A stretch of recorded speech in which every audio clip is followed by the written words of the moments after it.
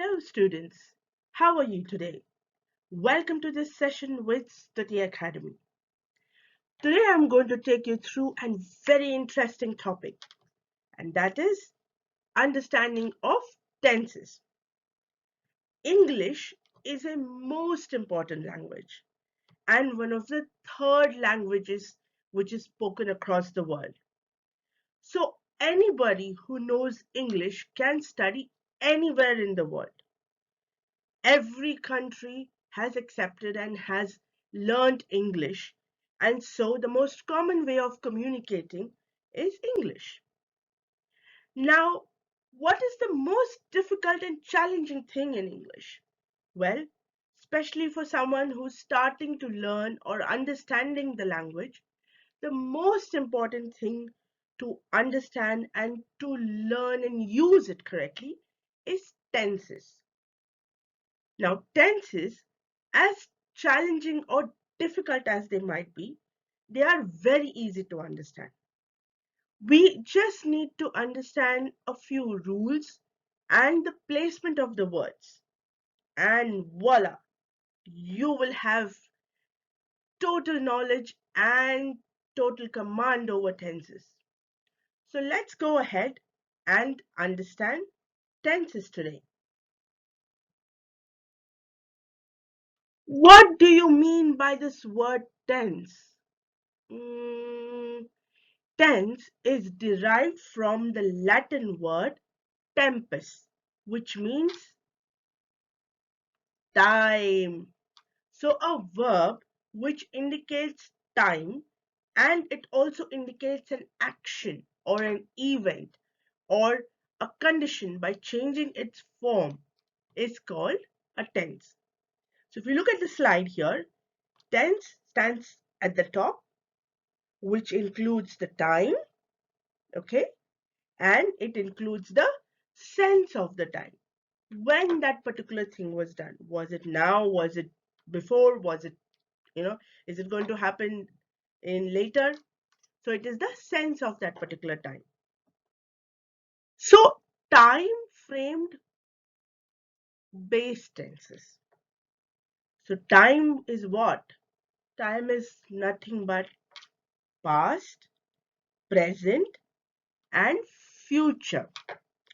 So we have three time frames. Now, if you look at the slide here, it says verb tenses are categorized according to time frame. So we have the past, we have the present, which is the now, and then we have the future. So past tense is an action or maybe a situation that started and finished in the past, that happened before. For example, if you have a look at the slide, the thief stole the money. So what does it mean? It means the thief has performed this action. He has finished this action in the past of stealing. Okay. Now let's go ahead and have a quick look at the present tense. Present tense is an unchanging or a repeated or recurring action that exists now in the present time. Bill writes the letter. Now, Bill is performing the task of writing. Okay, he's doing it now. He's writes the letter. Now, when you talk about the future tense, we're talking about something that will happen tomorrow or in the near future. So, an action or a situation that will happen in the future. Alice will help you to do the project. Now, Alice will be performing the task of helping you. She hasn't done it now, but she will do it tomorrow in the near future. Okay, so will be doing it, will help you. Now have a quick look at this. There's this chart here: past, present, and future tense. So again, repetition: past that has already happened, present that is happening now, and tense, future tenses that will happen. So have a look at these examples here. Now we have listened. When you add ed to a particular verb, it becomes a past tense. So that is happened before. So it is listened or walked, talked, looked. Now when you are talking about the present tense, you have regular verbs which will be listen, which is happening now that I'm listening, or I am walking, or I'm talking, or I am looking. Will listen. Will is something that will happen in future. So will is the word that we'll use for future tense. Will listen, will talk, will walk, will look. Okay? Will, something that will happen in the future. Now when you talk about verbs, the first type of examples that I gave you are regular verbs, which are normal verbs. Now, the next type of examples are irregular verbs. These are a little special verbs, irregular verbs. Now, irregular verbs tend to change. Okay, so let's start from the present tense for now. This action I'm doing now, like I'm eating or I eat. Okay, the past tense of eat is ate. It cannot be eaten. You cannot add an ed to it. So it is ate. That's why it is an irregular verb. So it's ate, and for future, again, it remains the same, will eat. So sleep, slept, not slept, slept, T at the end. So slept, then will sleep in the future, something that will be happening. Sit, I'm sitting now. So sat in the past tense and will sit in the future tense. These are irregular verbs, slightly tricky, but still easy to understand. Let's go and practice them some more and you'll be able to get it. So now let's look at this chart, the chart for tenses and the verb forms. Now, basically, past participle is formed by adding ed or en to the main verb, and present participle is formed by adding ing to the main verb. Not necessarily all verbs will have this. We will have some exceptions. We will have some irregular verbs. So let's look at this chart here. Now, starting from the present tense or the present form of the verb, wherein which we have numbered it as B1. So B1, play or plays, is the present verb. Okay, the present form of the verb. When you go to past form, it is played. It is a ed. But when you are using past participle, it is in this form, for in this verb play particularly, past and past participle are going to remain the same, played. Okay, because it's a simple verb, and the present participle will be playing, ing. Then same thing goes for run. The past is ran, past participle again ran, and present participle is running. Now when you look at this, the remaining of them, okay, we have the drive, eat, go, speak, fall, break. All these are irregular verbs. These are special kind of verbs. So irregular verbs will have different past, past participle, and usually the present participle is going to remain the same with ing, the main verb and ing. So if you look at drive, we have the past tense or the past form of the verb is drove, and then we have the past participle. In the irregular verbs, the past participle usually has have, has, had. These are the three words that you will be using depending on the sentence. So you have has driven, or have driven, or had driven. Then the present participle is simple. It will have ing, so driving. So for the present form of the verb, we will add ing, so driving. Eat, the past form of the verb will become ate. Like I said before, irregular verbs, past tense. And then for past participle, it will be eaten. So now eat, which is the basic form, the principal form of the verb, we have added en, which is the basic rule of past participle. Basic rule of past participle is either an ed or an en. So here it is en, eaten. But the past form is ate. The past participle is eaten. Has eaten, have eaten, or had eaten. Then present participle ing, eating. So ing, eating. Go will have went in the past. So went, he went home. That was the past. That happened before. Then you have past participle, which is gone. Now this is a different one. It's an irregular verb. So it's gone. Has gone, have gone, had gone. These are past participle forms. Present participle, going. So for the principal verb, you add ing, going. Then you have speak. So speak past form is past tense. Is tell me. Spoke. Right. So it is spoke. Now past participle en again. So spoken. Okay. And then we have has, had, have, and speaking for the present participle. Same for fall. Fell in the past. Then we have fallen for the present principal verb. We are adding en to it. Has, have, had, and then falling is present participle.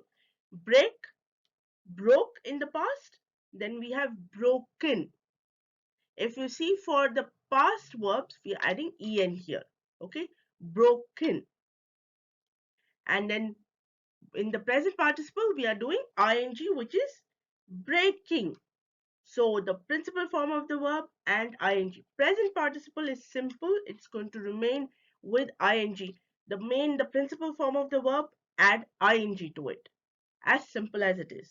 Yeah. Now, verb tenses have aspects to it. What is an aspect? Aspect is nothing but just an extension of the time. So an action or a state, which is an extension of the time, is an aspect. So a verb tense is categorized according to the aspect. We have four aspects here.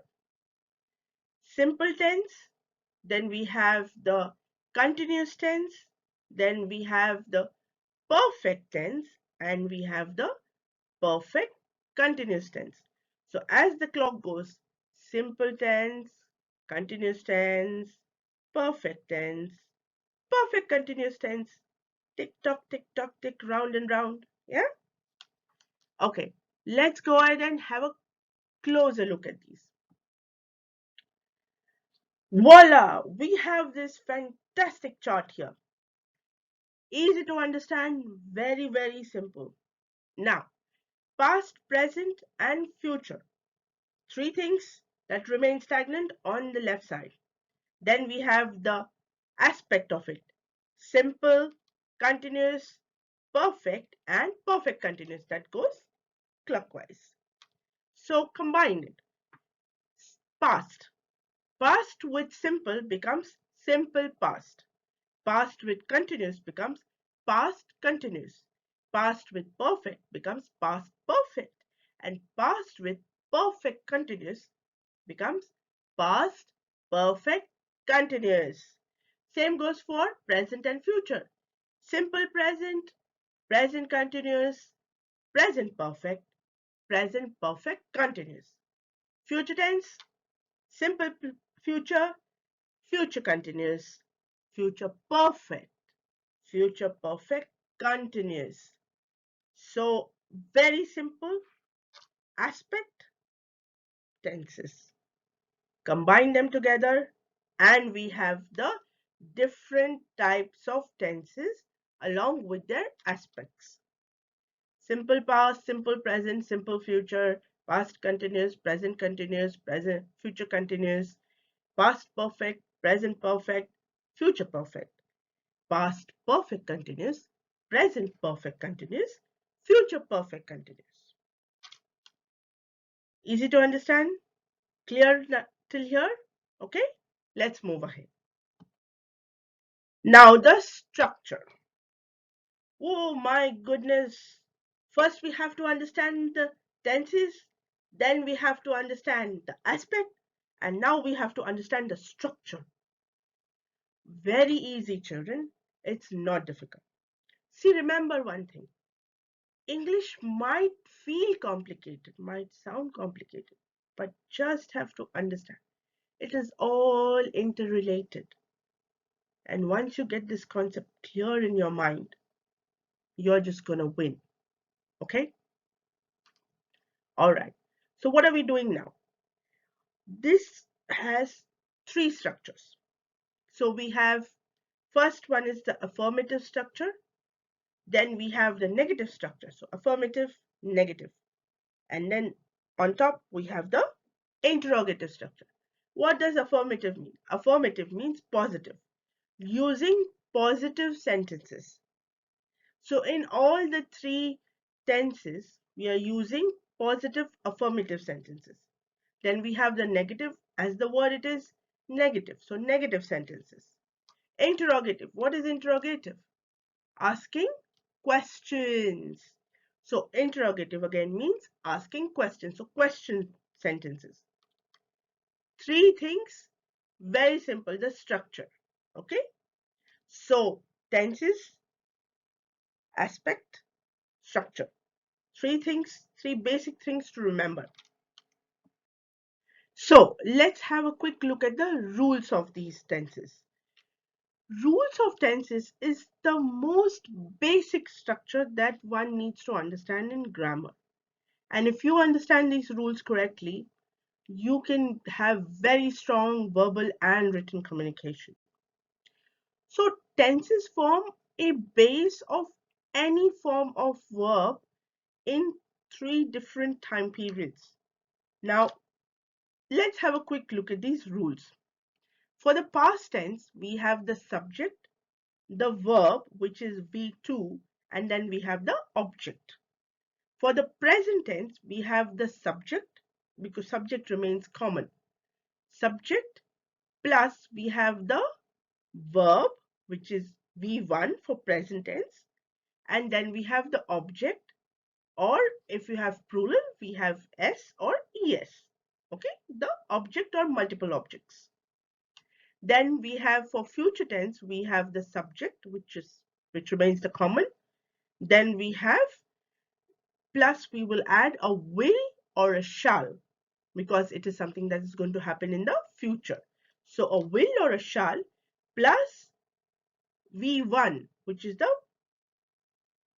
first form of the verb, V1, and then we have the object. So the foundation of these tenses is the subject. That is going to remain the constant in all the forms of the tenses. Here we are.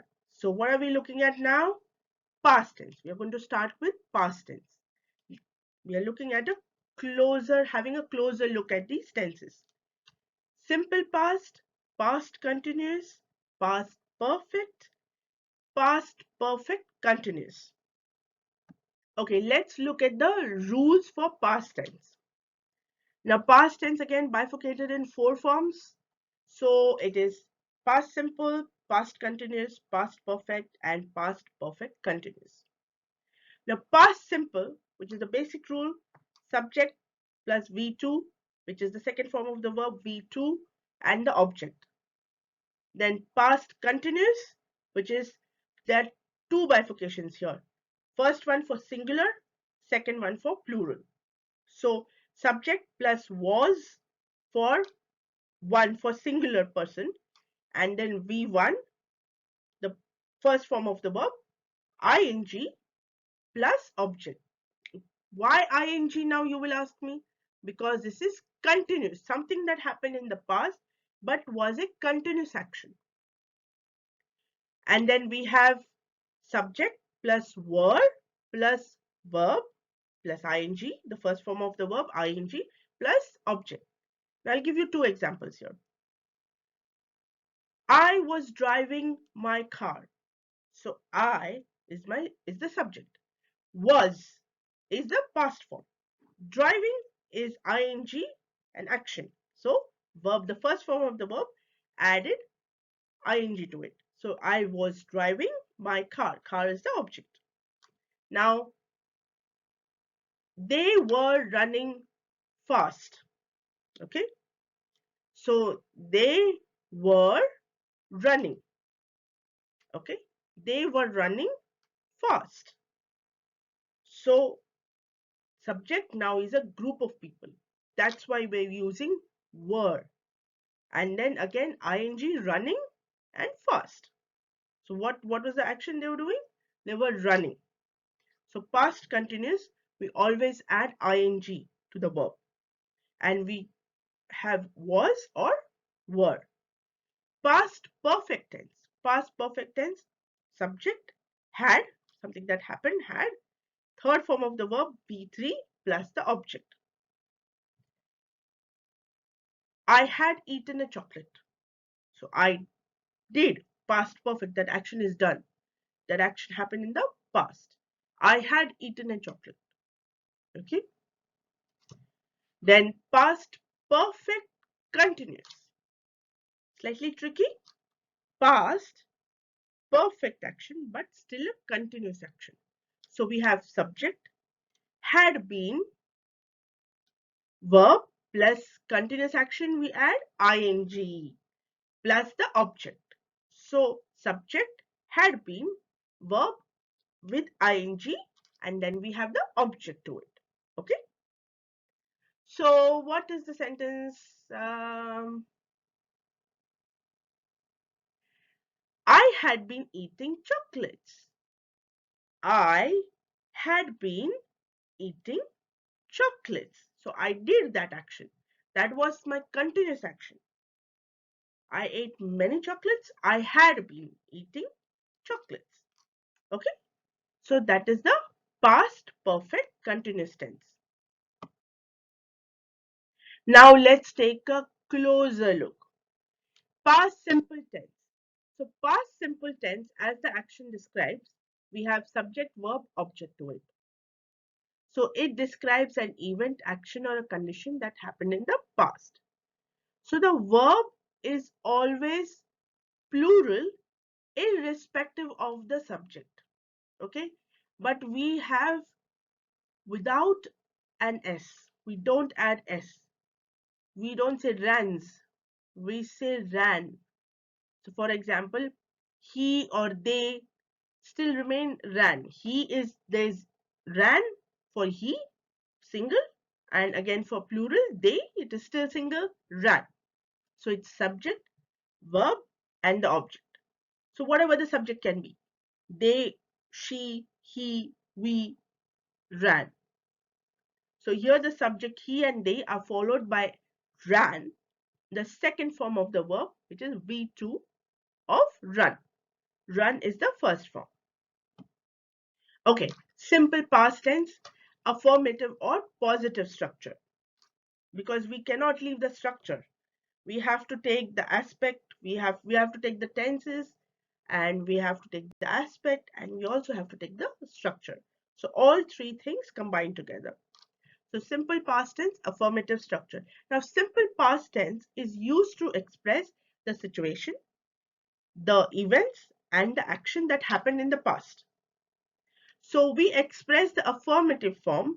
The verb confirms something about the subject. So the verb will confirm something that has happened about the subject. Now the structure remains the same. Subject plus verb plus object. V2, second form of the verb. So for example, if you have a look here, she sang a song. Sang is something that happened in the past, but it is a positive sentence. Yeah. So that's why it is a affirmative sentence. They plucked the flowers. So they plucked the flowers, but That is again in the positive structure. It is a affirmative structure. So if you look at the examples that I've given here next to it, so we have the subject I, you, he, she, it, we, they, and the verbs in the past tense are walked, worked, ran, sang, stopped, climbed. So I say I walked for a long distance. I am using all positive words here. I walked for a long distance. You worked very hard. You worked very hard. So all positive words. So positive structure. He ran very fast. Past tense, simple past. He ran fast. Object. Then she sang a song. Then it stopped working. Then we climbed. We climbed a tree. They plucked flowers. Yeah. So simple past is very easy to understand. All positive words become positive structure or affirmative structure. Now we have some exceptions to it. We need to understand them also. So the exceptions for past simple in their affirmative form. Okay. So when you look at these verbs with suffix e, okay, verbs with end with the letter e will have d in the past tense. For hope, we have past tense hoped. Decide, decided. Arrive, arrived. Now, verb with the suffix y preceded by a consonant, change y to I and then add ed.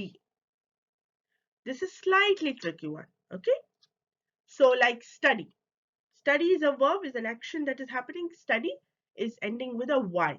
So when it is ending with y, what do you need to change it with? You remove the y, you add an I here, and then you add ed. So studied, I-E-D. Cry, again, cried. Remove the y, bring in the I and ed. So cried. Worry, again, remove the y, bring in the I and ed, worried. Yeah. Now, then we have another exception here. Let's not forget these exceptions because you know what happens is we understand the rules, but if you don't understand the exceptions, you still won't be able to speak or write properly. Okay. The correct understanding leads to correct usage. So verbs with a consonant preceded by a stressed, yes, by a stressed vowel. By a stressed vowel, double the consonant and add ed. Again, in this exception, there's a minor exception, which is ending with w or y. But let's look at the exception. We'll talk about the w and y later on. Okay. Now we're talking about infinitive, stop. Okay. We have the stop here. And for stop, which is a verb with a consonant preceded by a stressed vowel. Now, what do you understand by stressed vowel? Vowels A, E, I, O, U.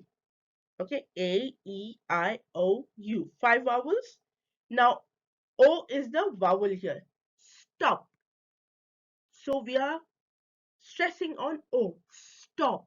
Op. Stop. So when you have a stress vowel, what do we do here? We add another consonant. P is a consonant. We add another consonant to it. So we have P, P, and then we add ED to it. Remember, when you stress a vowel, you add a double consonant, a second consonant, and then you add a ED. Like ban. A is a vowel, so A, ban, A. So, and then you add another consonant to it, N and ED, band. Yeah. Little challenging. But I'm no sure you're going to get there. Yes, I'm here to help you out. So next one is travel. So E is a vowel here. Travel. E. Okay. So what are we going to do is another consonant. So traveled. Traveled will be LL and then you add ED. Remember these exceptions. These exceptions will come in your day-to-day language, will come in your questions, and they are easily understood. Because I'm explaining it to them, you might feel that they are challenging, but they aren't challenging. Okay? When we use the examples and when we try, it's going to be very easy for you. So now what do we have here? Often used with time expressions for the past tense, like yesterday, 3 weeks ago, last year. So we having time combined with the past tense. In 2002, so we are mentioning the year. Then from March to June, we are mentioning the duration in the past. For a long time, so indefinite period in the past. For 6 weeks in 1980s. So we are specifying a year in the past. In the last century or just in the past. For example, the baby was born 3 weeks ago or the baby was born last year. I graduated in year 2002. I graduated in year 2019. So past year we are mentioning the year. So grandma has been ill for a long time. So it is indefinite for a long time. Grandma has been ill for a long time. Now my favorite of all, practice questions. So here it is. My cat dashed on my bed last night. Our English course dashed 3 months ago. I dashed in India last week. The students dashed an exam yesterday. Last night, Tim and Alice dashed their holiday. Nina dashed us to his birthday party. I dashed an interesting book last night. I dash with Lata about films and various books. I dash home. I dash you yesterday, but you didn't answer my call. So what are the answers? Think, quick, quick, quick. Okay, okay, I'm waiting. All right, let me give you the answers and we'll have a quick discussion. Okay, sorry, my cat slept on my bed last night. So past tense for sleep, it becomes slept. Irregular verb. My cat slept on my bed last night. Our English course began. Regular verb. 3 months ago. I arrived. Ed. I arrived in India last week. The students took an exam yesterday. Regular verb, past tense. Last night, Tim and Alice planned their holiday. Nina invited us to his birthday party. I read. Now, this is a slightly tricky one. If you see, READ is the word, but the pronunciation is different. For present, you say read, and for the past, you say read, but still the spelling remains the same. So, READ. So, I read an interesting book last week. Pronunciation is different, spelling is the same. I chatted with Lata about films and various books. Now, this one is an exception. Why? Because it has a vowel, a stressed vowel. So, a stressed vowel, we have a double consonant with an ed. Never forget the exceptions. So, chat, chatted. So, one consonant T, another consonant added to it, and ED. So I chatted with Lata about films and various books. I went home. Simple past, I went home. But irregular verb. Go is the present, the first form of the verb, and went, irregular verb, the past form. I phoned you yesterday, but you didn't answer. So phone and past ed. I phoned you yesterday. Okay, very simple. Right. Now let's move on to the next one. Okay, students, I'm going to stop here because this tenses presentation is quite intense and we have to look at it in details. I cannot take you through a presentation at one go because it is not going to be easy for you to understand. So we are going to do this part by part. This is the first part of the tenses, and in the future you will get all the remaining parts as well. But what I would still suggest you is log on to our website and take the course so that you will get all the videos, the complete revision notes, and all the question bank at your disposal. So you can learn, practice, and become successful. Thank you.